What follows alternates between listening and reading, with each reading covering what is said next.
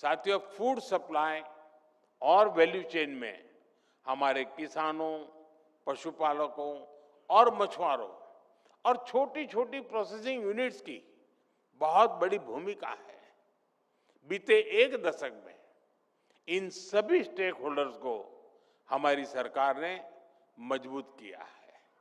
आप जानते हैं कि भारत में 85% से अधिक स्मॉल या मार्जिनल फार्मर्स हैं। इसलिए हमने ऐसी पॉलिसीज बनाई, ऐसा सपोर्ट सिस्टम डेवलप किया कि आज ये छोटे किसान मार्केट की बड़ी ताकत बन रहे हैं। साथियों, अब जैसे माइक्रो फूड प्रोसेसिंग यूनिट्स हैं, इनको हमारे सेल्फ हेल्प ग्रुप चलाते हैं। इन सेल्फ हेल्प ग्रुप्स में हमारे गांवों के करोड़ों लोग जुड़े हैं। इनको सपोर्ट करने के लिए हमारी सरकार क्रेडिट लिंक सब्सिडी दे रही है। आज भी इन साथियों को करीब 800 करोड़ रुपए की सब्सिडी अभी अभी आपके सामने ट्रांसफर की गई है। साथियों, इसी तरह हमारी सरकार फार्मर प्रोड्यूसर ऑर्गेनाइजेशन यानी एफपीओज का विस्तार कर रही है। 2014 के बाद से देश में 10,000 एफपीओज बन चुके हैं। हमारे लाखों छोटे किसान जुड़े हैं। ये छोटे किसानों को बड़े स्केल पर अपनी उपज को मंडी तक पहुंचाने में मदद करते हैं। और ये एफपीओज यहीं तक सीमित नहीं है, ये फूड प्रोसेसिंग सेक्टर में भी बड़ी भूमिका निभा रहे हैं और ब्रांडेड प्रोडक्ट डेवलप कर रहे हैं। आप हमारे एफपीओज की ताकत देखेंगे तो हैरान रह जाएंगे।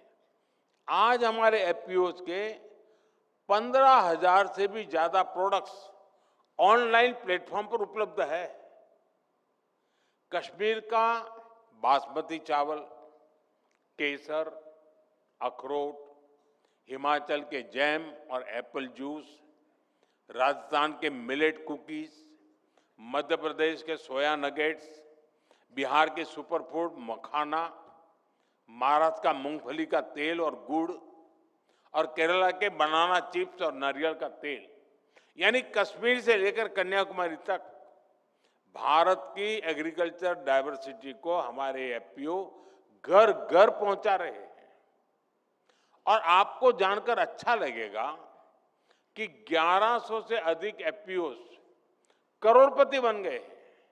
यानी उनका एनुअल टर्नओवर 1 करोड़ से अधिक का हो चुका है। एफपीओज आज किसानों की आय बढ़ाने और नौजवानों को रोजगार देने में बड़ा रोल निभा रहे हैं। साथियों, एफपीओज के अलावा भारत में कोऑपरेटिव्स की भी बहुत बड़ी ताकत है। और ये साल तो इंटरनेशनल ईयर ऑफ कोऑपरेटिव्स का है। भारत में भी कोऑपरेटिव्स हमारे डेयरी सेक्टर को, हमारी रूरल इकोनॉमी को एक नई शक्ति दे रहे हैं। कोऑपरेटिव्स के इसी महत्व को समझते हुए हमने इसके लिए एक अलग से मिनिस्ट्री बनाई है, ताकि हमारी पॉलिसीज को इन कोऑपरेटिव की जरूरत के हिसाब से ढाला जा सके। इस सेक्टर के लिए टैक्स और ट्रांसपेरेंसी रिफॉर्म्स भी किए गए हैं। पॉलिसी लेवल पर हुए इस बदलाव के कारण कोऑपरेटिव सेक्टर को नई मजबूती मिली है।